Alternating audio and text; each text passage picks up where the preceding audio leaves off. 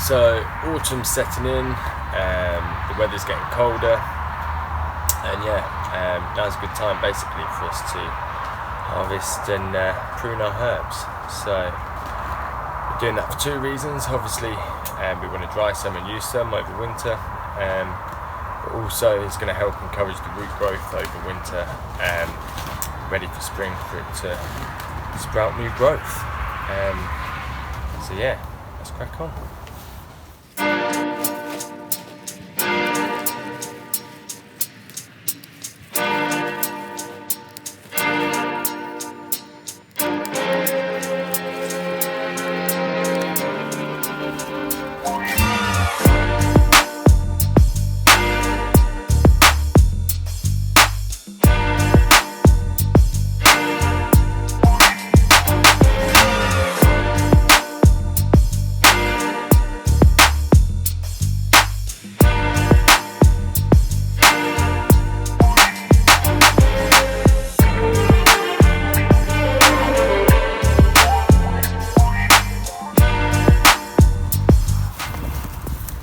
So when you're pruning herbs, or most things in general to be honest,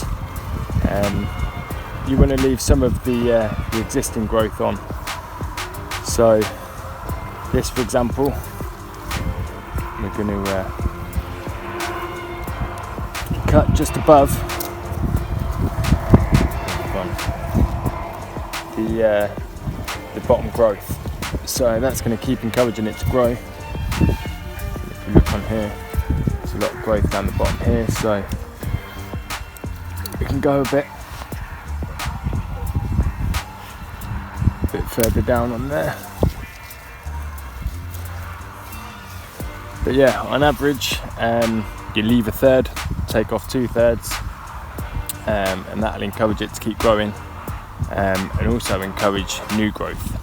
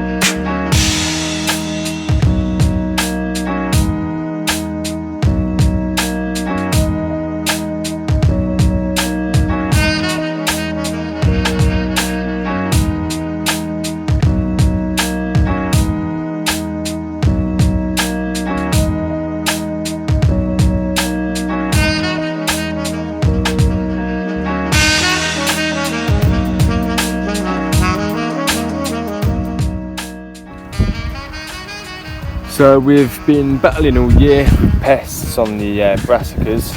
We've been using neem oil, chili and garlic solution, basically mixed with water and spraying it on the top.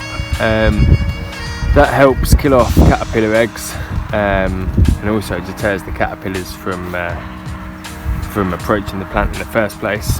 But it doesn't seem to be doing so much for the slugs. So they're kind of taking over a bit at the minute. As you can see, we've got straw down as a mulch, so I'm not sure that helps.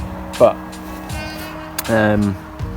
yeah, we've seen a few things about slug traps and using beer.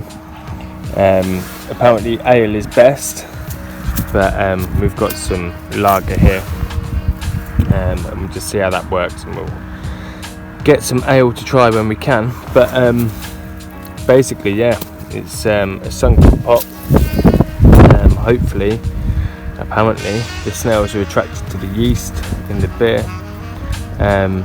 So yeah, we've sunken the pot, put a little bit of beer in there, or lager, and hopefully they'll be attracted to it. We've got some wood here as well that we're just going to put over the top. For some reason, slugs seem to be attracted to wood. We find a lot of slugs on our pallets and that, and that's also going to stop the water getting in, so it doesn't dilute it too much. So yeah, we're going to leave that overnight and see if anything happens tomorrow. We've got a couple of them dotted around, so let's see.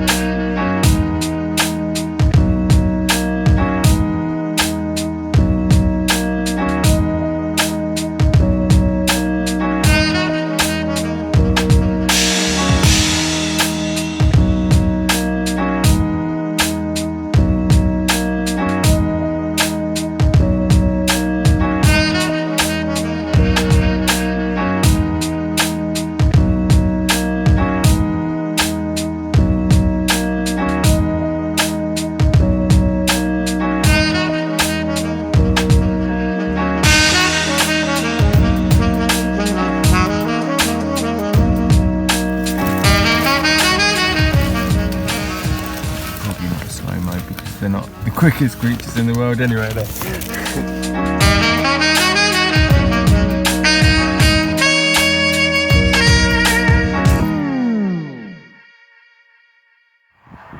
So we've got a wormery, which we set up maybe the beginning of this year, end of last year. You can see on top here, a nice slug, but you can see all the worm castings sitting on top. You can see a few worms in there as well. So yeah, basically we're just gonna, wow, look at all them.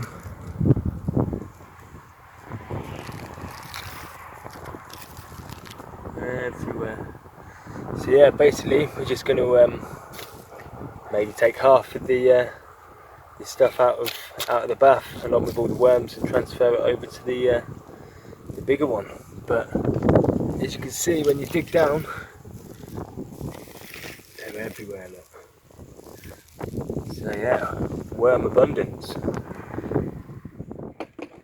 So we've just had a look at the wormery, and yeah, it's getting a bit overcrowded, so they're populating quite quickly. So we're setting up another wormery here, which is one of our compost bins. It's quite a nice size. We've got some netting on here so that they're not all going to escape, and on the bottom as well, so it's going to allow air through. It's also going to allow the liquid to escape so that it doesn't get too boggy and too clogged up. But yeah, we're just going to fill this with a load of manure, grass clippings, hay, garden waste, and basically split what we've got, leave half down in the bath, and put half in here and see how much more they multiply.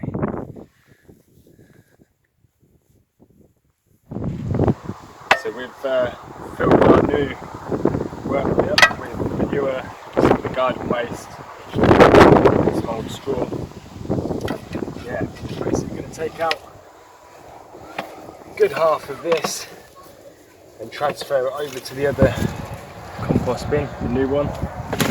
Basically, because they're going to start getting overcrowded, and it's bad for their health. They'll start. I'm not too sure, to be honest. I think they could start rotting or something along those lines. But either way, the advice is not to overfill it with worms. So, just taking a load out so that we can give them more space to grow and breed, and also going to fill this up with some fresh food for them. And yeah, hopefully they'll all be happy again.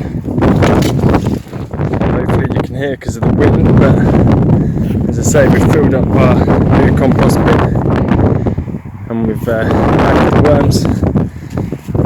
So, and there's a load of worm castings in there as well. But they're basically going to dig down, find the new nutrients, and yeah, shelter from the light. So give it 5 or 10 minutes and these will all be disappeared into the depths of the compost heap.